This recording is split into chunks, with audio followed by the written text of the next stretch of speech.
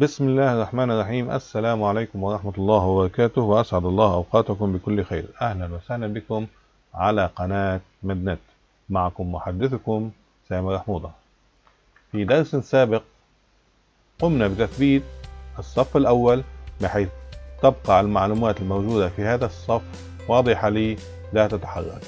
طيب، لربما أنا بحاجة إلى إضافة صف آخر كي أضع فيه بعض العناوين: اليوم، التاريخ، الاسم، رقم الفاتورة إلى آخره.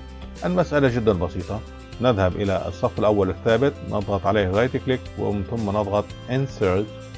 يتم إضافة صف جديد. لاحظوا الآن مهما تحركت يبقى هذول الصفين ثابتين. أردت صف آخر أيضا رايت كليك وإنسرت، يصبح عندي 3 صفوف وهكذا. هذا فيما يتعلق بإضافة الصفوف. الآن لنفترض أنا بحاجة إلى تثبيت أكثر من صف، وأيضا بحاجة إلى تثبيت أعمدة. أيضا المسألة ممكن أن نقوم بها، وهي مسألة جدا بسيطة. يعني مثلا في هذا المثال سوف نقوم بتثبيت هذين العمودين وهذين الصفين. بالإكسل عادة نحن نكون مثلا هنا في الهوم، نذهب إلى فيو. بالفيو عندنا فريز بانس. طبعا نحن استعملنا فريز توب رو. إذا استعملنا فريز فيرست كولوم هذه سوف تثبت العمود الأول. لاحظوا مثلا سوف نجربها. الآن أصبح عندي العمود الأول ثابت. لاحظوا كأن مهما تحركت يبقى العمود الأول ثابت. أنا لا أريد أن أثبت العمود الأول،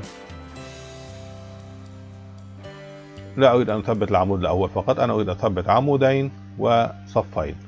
ما العمل؟ العمل أن أذهب إلى أول خلية من بعد العمودين والصفين، هذه الخلية هنا مثلا. طب إذا أنا كنت بحاجة إلى أثبت أكثر من عمودين، 3 عواميد، أذهب إلى أول خلية بعد 3 عواميد.